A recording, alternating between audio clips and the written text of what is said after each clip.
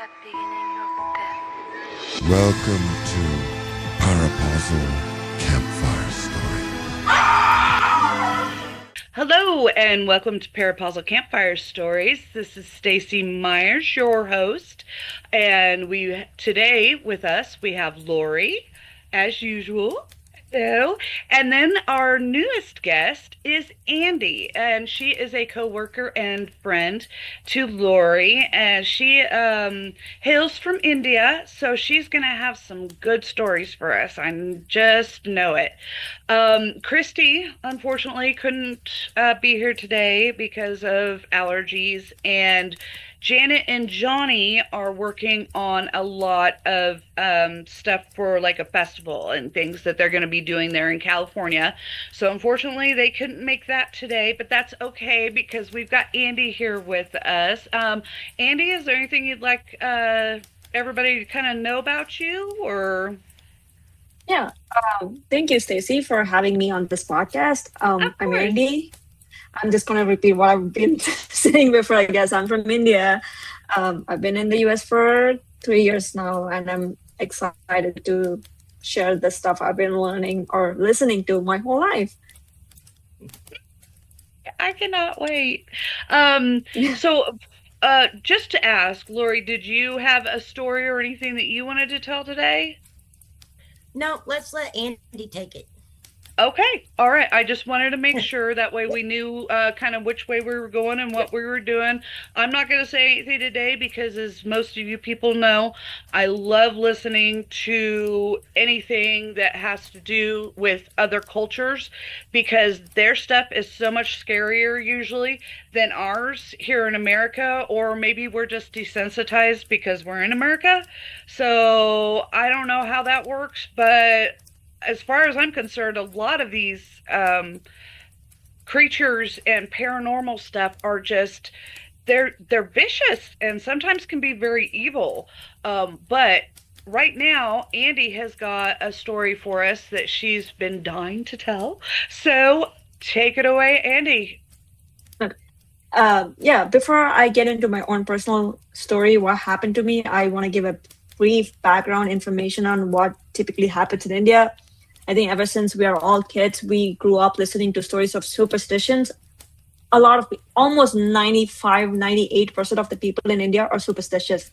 So for example, if you're going out of the place, if you're going out of your home to somewhere and you trip, you trip on your shoelace, you trip on a ledge, people would not go outside for the next 10 minutes. They would come back inside, they would sit in the couch, have some drinks, some water, some juice.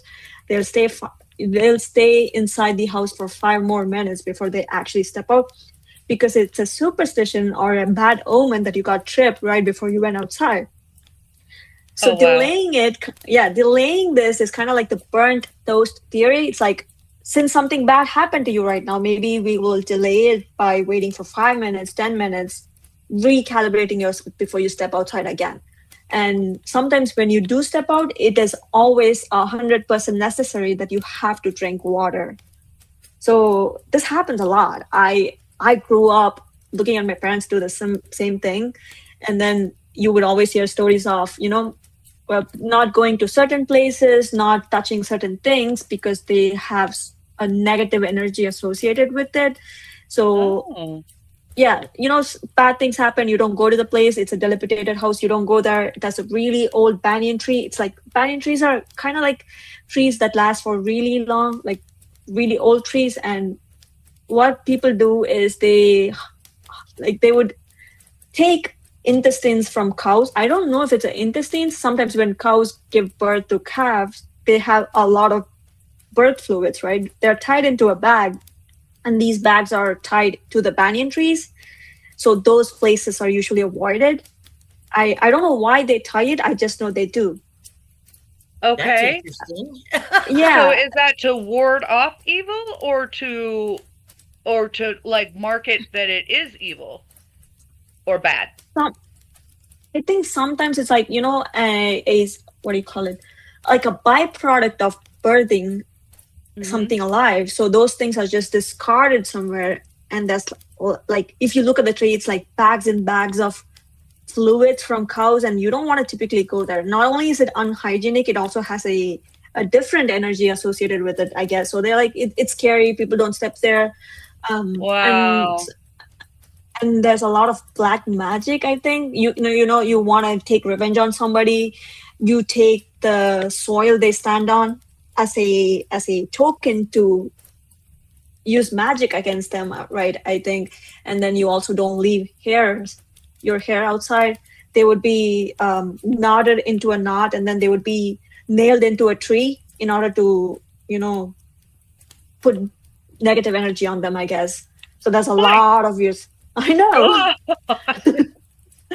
I think one time I was right next to a river with my cousins, and there was this woman who had like dolls made out of flour, like wheat flour. And she said, if you want to curse somebody, it's like 50 rupees there, which would be like maybe 50 cents here.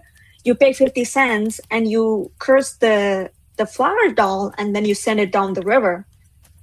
Oh, so kind of like our voodoo dolls. Kind of like voodoo dolls. But the thing is, with voodoo dolls, they're permanent. You can always find them and maybe reverse them. But with flower dolls that are made and sent into river, it literally just dissipates, right? It's just gone. It mixes with that case, it will never be reversed. I want to try that. No, Lori. On somebody at work. But the thing is, I think no, Lori. Why? I've heard stories that when you do those stuff, it would backfire and affect you. It would always have like I think Newton's third law, you do it, you get it back. So people are really cautious with that. Yeah. That's what Wiccans kind of say. It's called the threefold law. Anything that you do, good or bad, comes back to you threefold. So that's where that runs into that. Yeah. Wow, so, I didn't know you guys had like I didn't know y'all were that superstitious, especially about the I'd be scared to death like my hair's falling out now because I'm going through menopause. So what happens if one of my hairs if somebody doesn't like you, they're going to use your hair against you, I guess. Yeah. These are the stories I grew up with. I don't know if they're like actively practicing it every day, but I do know for a fact that they do use the flower doll to take revenge on people that they do not like, to curse them, their family. And I'm like, that is another level of hatred towards the person that you're freaking cursing because you don't want this. Yeah. Whoa. So So are people like there? Are they really kind and nice? I think face value wise, everybody would act kind. They will look kind. They will speak kind. But I don't know if they have the same kindness in their heart as they act. Yeah. Intentionally, I don't know what they would think, but action wise, they would be like kind. They would try to be very friendly. But you never know what goes on in their mind, though. Oh my god! Yeah, it's really funny. I think last year one.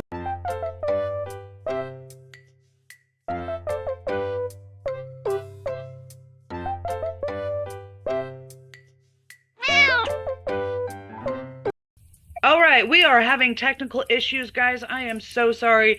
So if there's a lot of, usually I don't do any kind of editing whatsoever on this. I just let it run through unless we have technical issues or problems. And I feel so bad because this is Andy's first, interaction with us. And it's going wrong. Dang it. It's mostly on my side, though. Everything's on my side because we haven't done this in a while. We've had quite a hiatus. You were talking about that one time you walked into a bank. Yeah. This was last year when I was trying to, close out my bank account so I can move to Kansas, tie up all my loose ends. I think I had just done all the paperwork and I was trying to step outside my bank and I tripped. My shoelace tripped me. And the thing is, I told you about the superstitions, right? When you get tripped, you got to sit down. But I was like, what if we try to test this thing out? What if I don't sit or what if I don't drink anything? I'm just going to, keep moving forward. I had a meeting planned with my friend later on in a place. I think it's 45 minutes away from my place. I was like, I gotta go to the place. I want to meet him, so let's wrap everything up. And I did not follow the superstition. I tried to walk outside. I usually have my keys in a huge tag, a big tag, and it's always in my pocket. I've been using that for 2 years, but as soon as I tried to step outside the bank, the tag got got on the cart on the door, and it pulled me back, Oh, back. But I was like, you know what? I'm still gonna keep moving forward. I do not want to stop. I do not want to sit down and drink water, so I keep moving forward. And I got gifted it's a keychain made of God that was gifted to me by my cousin. It's like really sentimental in the sense, it's like kind of like a protection charm. She's like, have this, keep you safe. And I try to get into my car, and the keychain just breaks and falls down. Oh no. I've been using the keychain for a long time. I've been using the tag for a long time, and it's never happened to me before.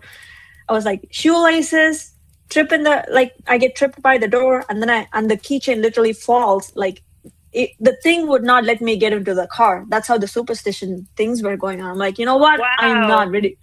Yep. I was like, you know what? I'm not ready to die today. I'm like, I went back into the bank, and I'm like, I lost my stuff. Is it okay if I search something? And I just tried to, play pretend, trying to search something. And I'm like, I sat down, had some water, and I'm like trying to count the time. I'm like, 5 more minutes. And that's when I went home, because I was like, this thing is scary. And that was not that was not the end of it, because I had to drive 45 minutes away to another friend's place, right? Oh, no. It's like 4 p.m. It's kind of like, driving from Pittsburgh to Joplin, maybe. You have a fairly busy highway.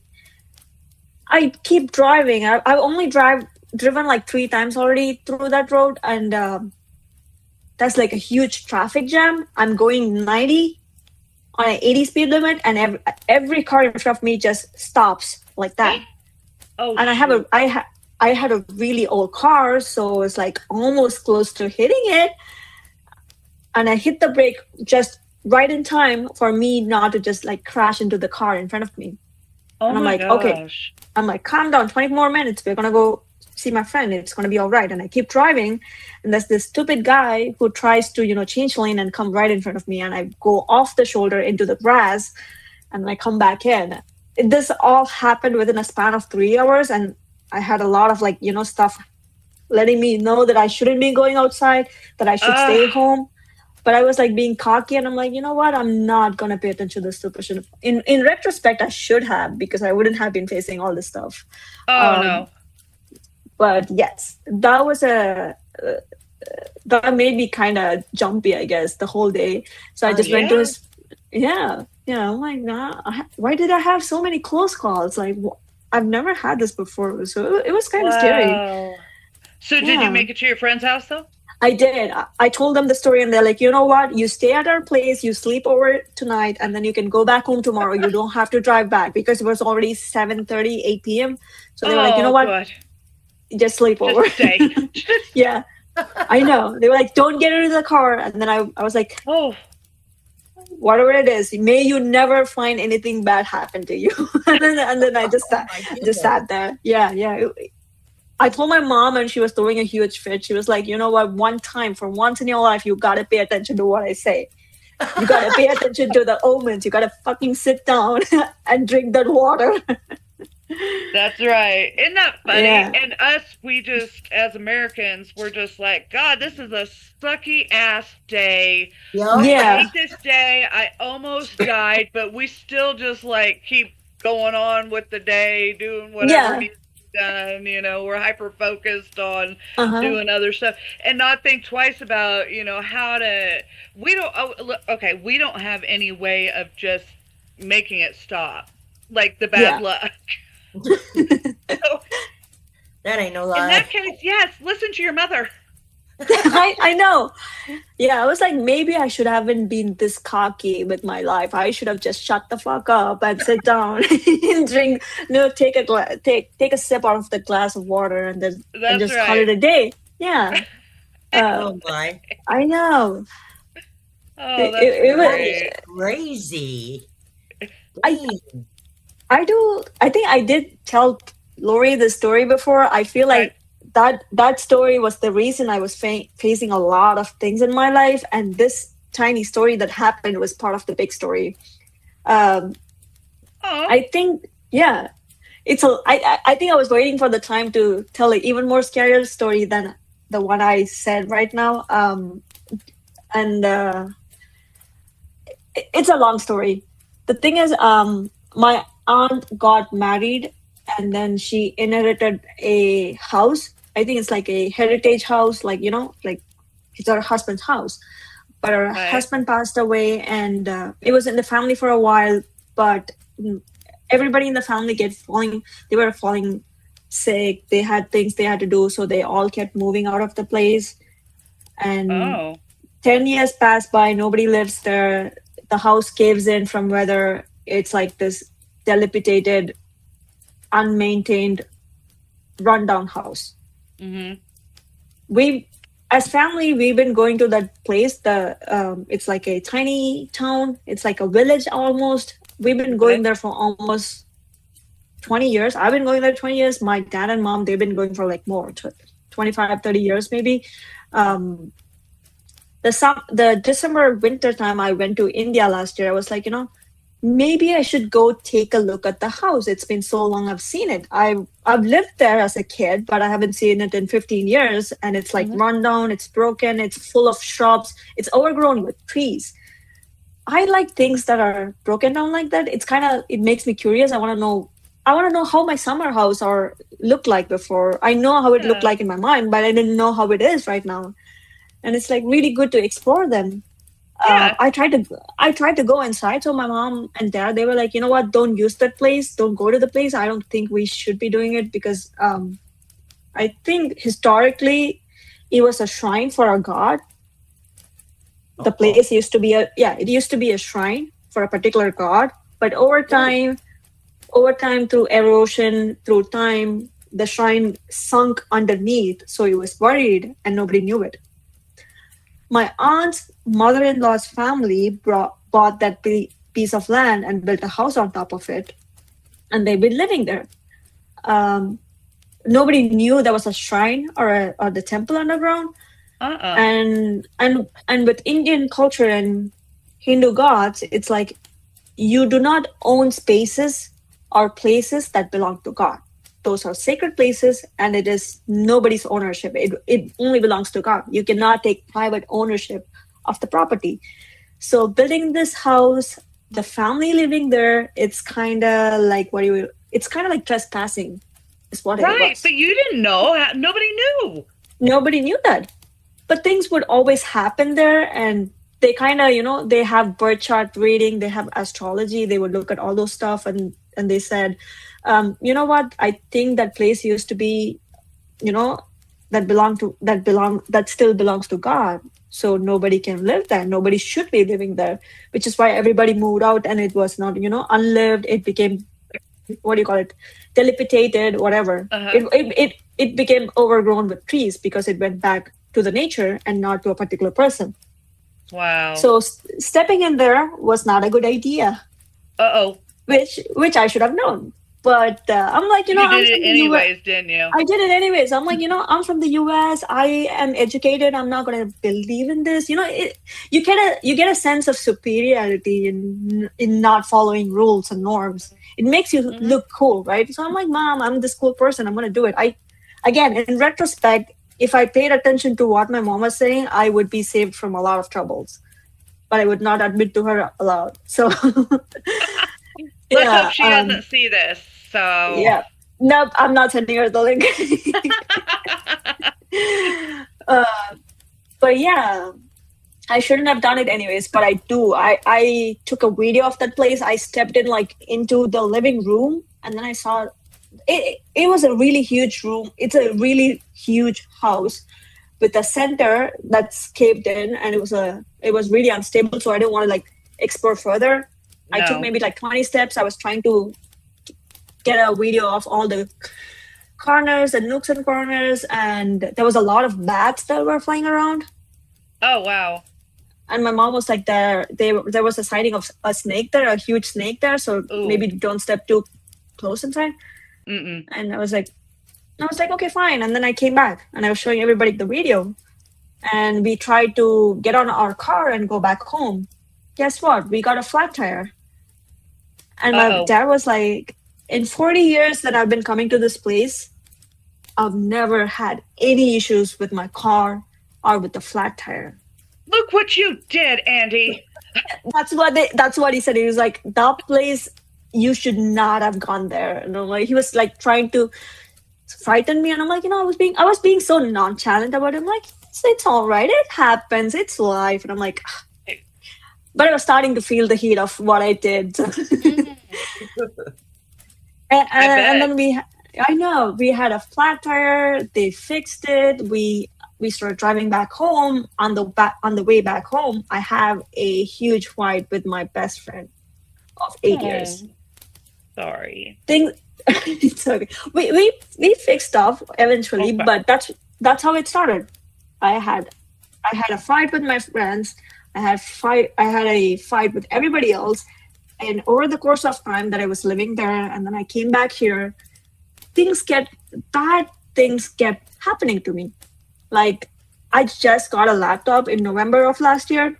Mhm. I went to this house in January, December, and I guess, and then as soon as I came back to the US, a laptop I just got 2 months ago, I poured coffee on it and it's gone.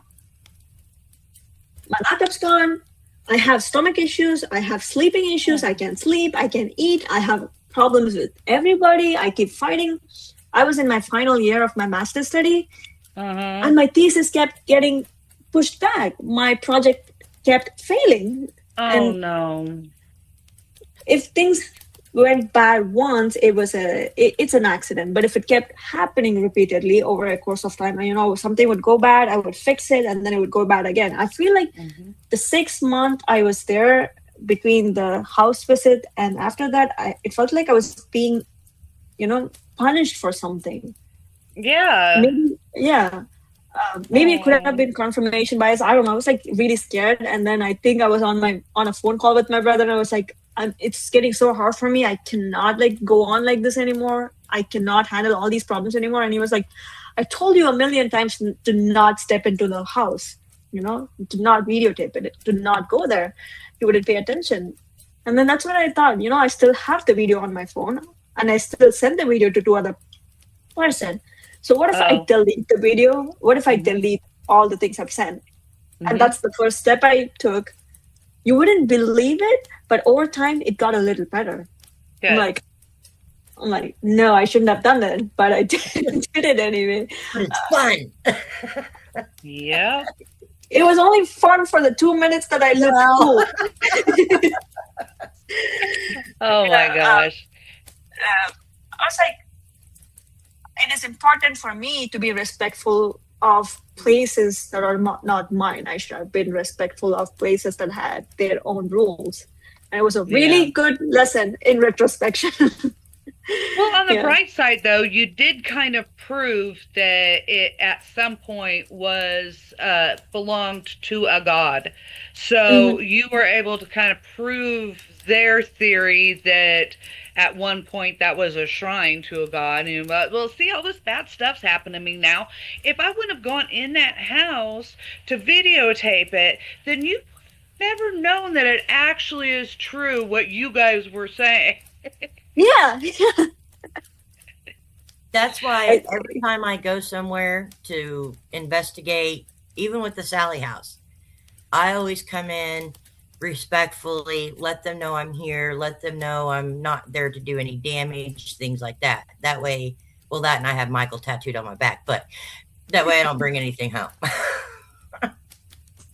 I usually always do cleansing. So I cleanse myself before.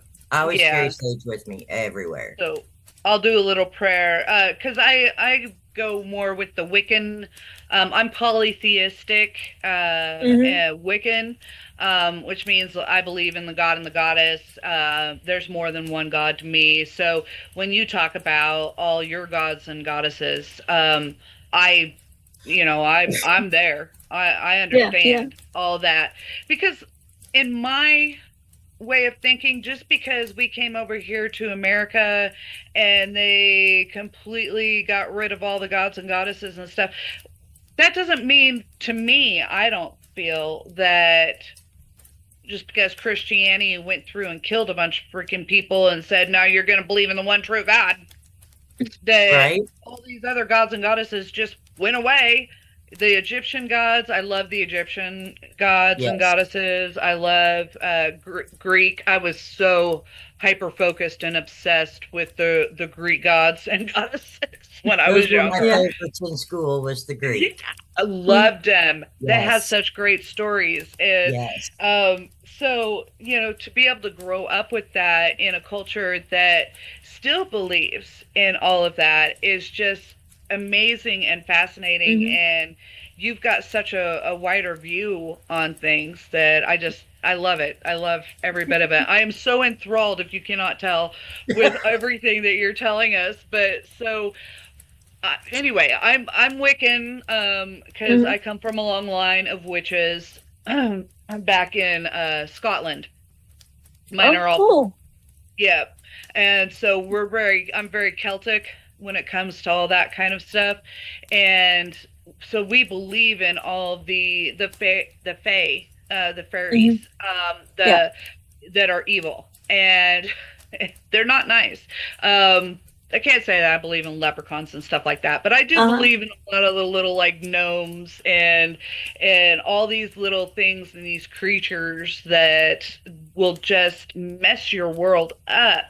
Mhm. So doing a blessing and doing a little prayer, even when it's just Eric and I, which is Eric's my husband, even when it's just him and I, if he feels like something's coming after us, because the last investigation that we did, we had a very not nice thing coming out of the water. It was like this weird kind of looked like an oil slick is how he described it, but then it kind of started transforming with head, arms, Ooh.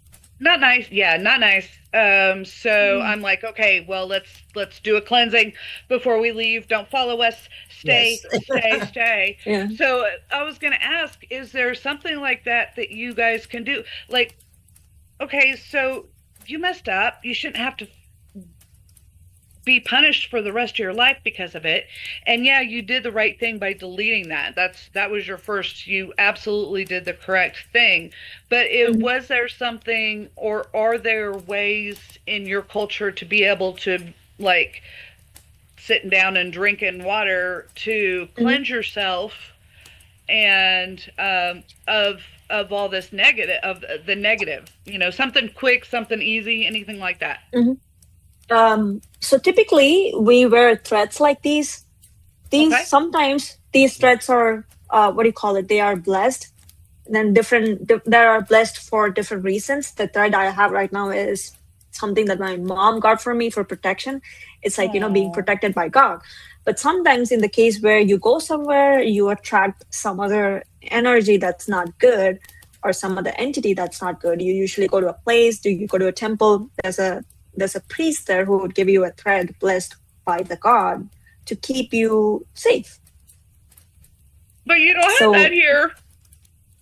Yeah, I bought it from India. I went all the way. I was in India 4 months ago. My mom got it for me because I stay here. So yeah. Yeah, so as soon as you came back to America, you were pretty well screwed in the matter.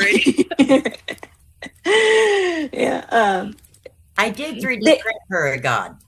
And I also She did. I 3D printed her a god. And I also 3D printed a god for her mother. Oh, that's nice. The funny thing is, though, I already had a pantheon of gods when I came to the state. Like, I had my own set of gods that I prayed to, and I'm like, I was missing one god idol that I couldn't get, and I'm like, I've always been delaying getting it. I come to the US and I come to Kansas, and 2 months in, Lori gives me an idol, and it's like the exact idol that was missing from my pantheon. I told her this multiple times. I'm like, idea. She had no idea. Yeah. I spent 2 years without the specific idol. she gave it to me as soon as I came to Kerala. She was like, I got this thing for you. I'm like, Lori, out of all the gods, out of all the Hindu gods, you picked the one that I did not have. You picked the one that I did not have for a long time. I've been wanting to get it. So it's really cool. Yeah. That is cool. I had no idea at all. That is so great. I just liked it. So I printed it. This was the coolest one. I have to ask because she's my I can't remember if it's Shiva or not. What's the one with all the arms? Yeah. Is that Shiva? Yeah. That's the one I printed. But technically, go ahead. No, you go ahead. Technically, a lot of gods in the Hindu mythology, they all have a lot of hands, but the primary gods are the creator. I think you have the Brahma, who's the creator, and Vishnu, who's the god of living. He is with people who live their life, the progression, that every space in between birth and death is Vishnu, and then you have Lord Shiva, who's the god of death or destroyer, the end of life. Yeah. So, but I don't know why No, I like death and all that kind of stuff. So that I like the Reapers and all of our stuff. Hades from Greek mythology is the purveyor of death. Yeah. And so of course I would gravitate towards him, Shiva. Yeah. I think Indian mythology has a similar pantheon as the Greek one. You have the Hades, you have Poseidon and Zeus. We have the same three gods. We have the same three counterparts in it. In the Indian story, it's like Indra, Lord Yama, Yama is the counterpart, Hades, our Greek counterpart for Hades. I think you would be really interested in learning. Yeah. I don't know, for Shiva it would be Lord of Death. It would just be Lord of, so in Indian culture or the Hindu culture, you are liberated when you die. It's called moksha. It's attaining salvation. You are detached of this world. You are detached from your body, and you enter a state of non-existence. That's the only thing you want. Yeah. That's what Lord Shiva would take you towards. He's the one that would guide you towards liberation. Yeah, I don't think I think I was incorrect in letting or defining Lord Shiva as the god of death. Well, and it's sort of like our Reaper, our angels or whatever you want to say, is that it's somebody that guides you from the living plane to the plane of, well, you said liberation, but ours is death or whatever. So, I can see, though, even with that explanation, why I kind of gravitate towards Shiva the most. Yeah. And plus, I think he's the prettiest, though. That's a valid reason. I know. And I just think it's so funny that the first thing that you said was that you guys don't go to places where bad things have happened. And because you don't want that bad getting onto you, basically, is what it is, and following you around. Yeah. Whereas us Americans are like, oh, bad shit's happened here? Yeah, let's go and investigate. Yep. Yeah. Welcome to America. Where we're dumb as hell. Just dauntless, I guess. You guys want to explore stuff. You want to know what that is, And it has its own merit in terms of finding out new stuff. Unless you, as you said, you go somewhere and you get the thing and you attract it and you bring it back home. I think I had this conversation with Lori like 4 or 5 months ago. We used to have random conversation. I used to bother her, and she was like, "You should not have 2 mirrors that's facing each other because they're portals." And I'm like, and I have a mirror in my bedroom, and then if you open the door to my bathroom, you have another mirror that's facing each other. And every time I'm like, I try to be really quick so they do not face each other, like closing the door 4 or 5. I'm like, Lori, why did you have to do this to me? Why did you make conscious? See what you did? You ruined her life. Well, but that's another thing, though. But then you got to think. You got to think beauty wise though when it comes to the bathroom mirror. And because I was going to put a bathroom mirror on our bathroom door, and so that I could see the back of my freaking head whenever I was doing my hair or something. Yeah, yeah. You know, and I was like, nah. Well, nah. I think if you hold it up though and do it really quickly, you're okay. Now, like at the beauty shop, where they give you that little mirror, it's just Right. a quick one. So you're good with that, but don't ever. Yeah. I don't know how the House of Mirrors gets away with it though. You know, the little carnival thing. I know, right? It's like I worry. Maybe that's why they're creepy. Maybe that's why I don't like it. I don't know. It probably is why they're so creepy. Because you kind of got to wonder if that thing that's behind Andy right now isn't just peeking through and going, Yep. like, hey, what's going on? Like, what's up, bro? So, Andy, have you ever done any investigations, or have you ever thought about doing investigations? I think the first and last time I ever did was videotaping the house. I was like, I made a promise to myself that I would not do things that I'm not really familiar with. I'm not somebody who's really brave. I'm like, you know what? I will listen to stories. I will not be part of any investing. I'm just scared. I don't think I have. Don't. Yeah. Growing up with that, I don't blame you at all. I don't think I'd want to either. I even tried. I told her, I was like, I can keep you safe if you just go with me. When she's like, nope. I've paid the price. I think I've paid the price once. I'm like, you know what? Done with this thing. I will be glad to listen to any number of stories, but I will not take part in any of them. Yeah. All right. So we've got about 10 more minutes. And growing up in India, did you used to have sleepovers with your friends, or do you guys have like bonfires, or, stay the night at a friend's house, or do anything like that? Sleepover was not common back when I was a kid, but so we all lived in cities, but our grandparents used to live in villages. So we always used to go there for like summer vacation, 3 months. We stay there with all the other people who come home for summer vacation. So it's just like everybody, like, a group of friends living in a village, and we were all tiny kids, and we used to have a lot of power cut back in India. So after like 6, 7 p.m., the entire village just goes dark. So what we do is we light a candle, and every adult and kid, we would all like sit together, kind of like campfire, I guess. And everybody would be like telling stories of their life, their love. And sometimes you would have ghost stories like this.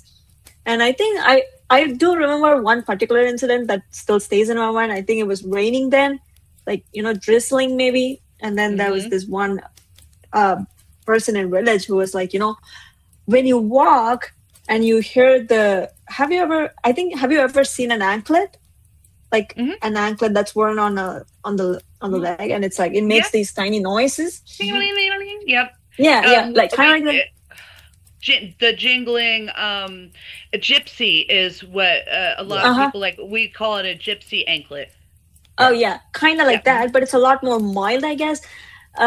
So he's like, every time you go out in the dark at 8 p.m., 9 p.m., and you're working in, that was a lot of agricultural fields. So he was like, you go out there, you're working on something, you hear the noise of anklets, you do not turn back.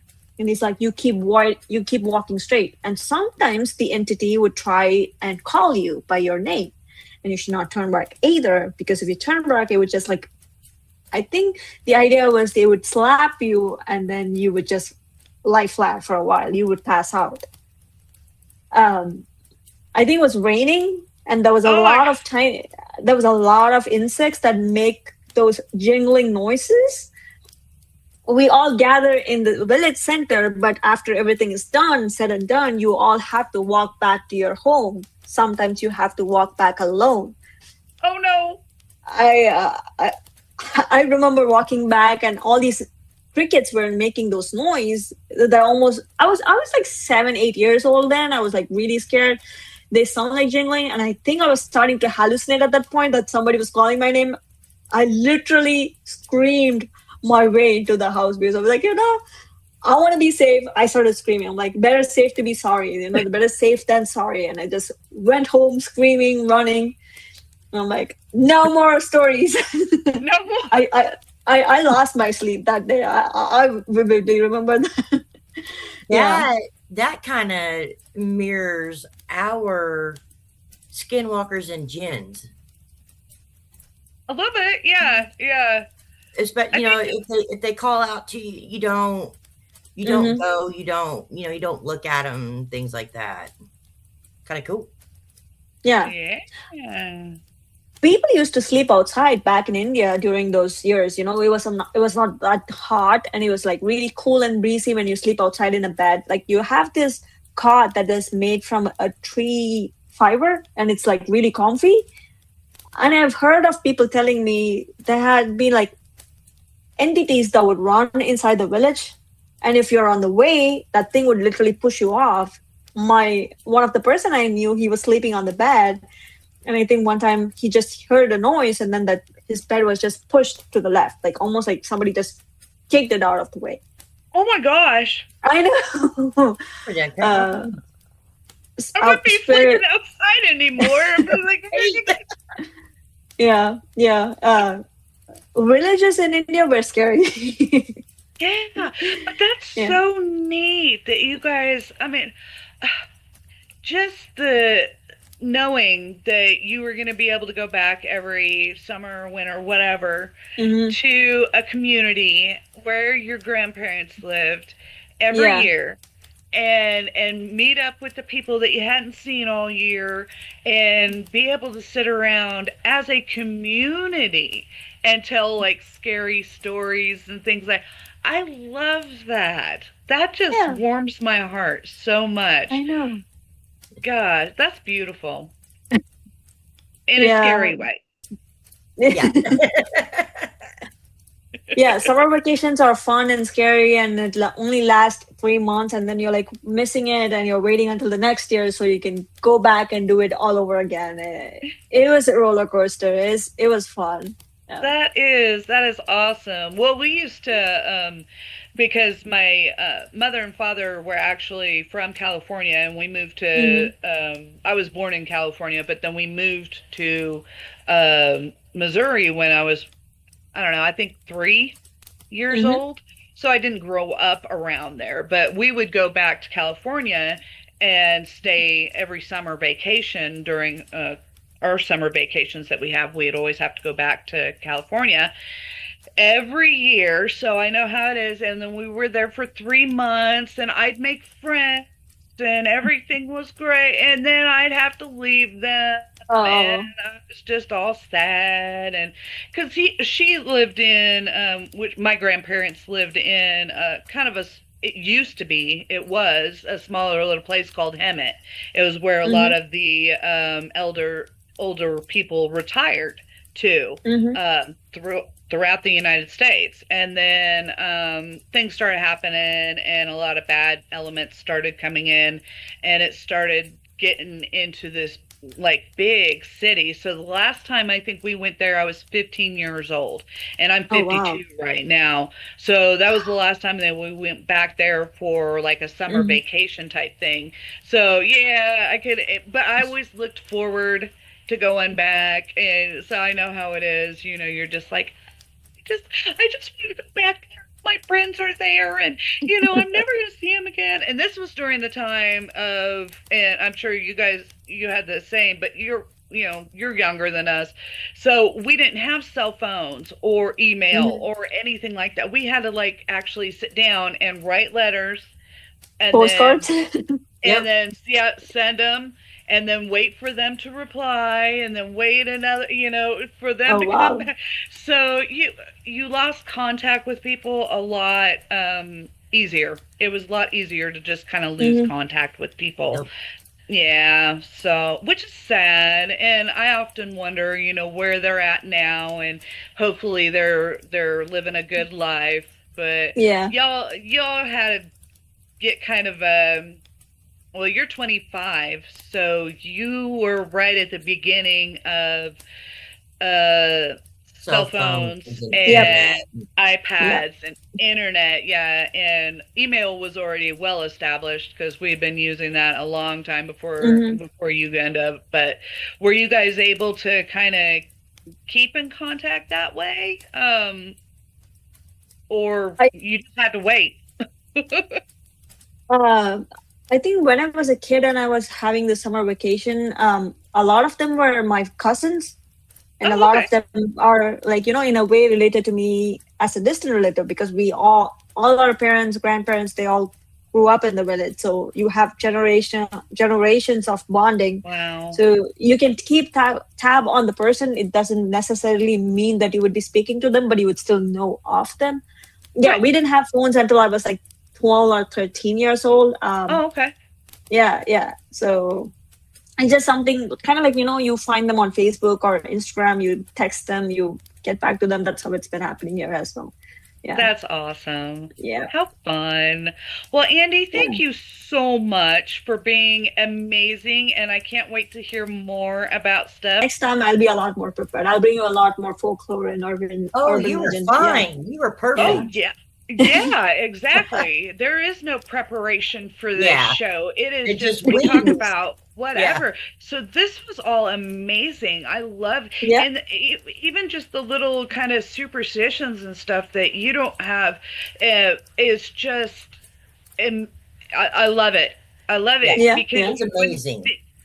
and then the next time that we see people within the same culture, we can understand why they're sitting there, sipping some water. And it's like, you just tripped outside, didn't you? If you find somebody randomly grabbing a cup of water while they're sitting, That's bingo, you got it. I better get me Yeah. a gallon of water by my desk. I'm always tripping. Yeah. Yep. Every time you get up the stairs, Lori. Yeah. Yep. I trip a lot of them downstairs. Yeah. Yeah. That's why I don't like All the right, stereo. guys. Well, Yeah, thank you yeah. again so much, and hopefully Andy will be with us again. All right, Yeah. and thank you, Lori, for bringing her to us and being a part of this. And hopefully we'll actually have like everybody here next weekend. If not, we'll have at least Christy, because I'm not sure exactly when Janet and Johnny will be back, so that you can meet them, Andy. That'll be awesome. But if you're willing, we'd love you just to be a part of our little campfire stories every weekend, if you can. I'll keep that in mind. I'll keep All your right. invitation in mind, Staci. Thank you. Thank you for having me in this podcast, and thank you for the invitation. Awesome. You're very welcome. Yeah. And thank you guys for showing up. And we will see you next time on another edition of Parapausal Campfire Stories. Love you guys. Like, comment, and subscribe.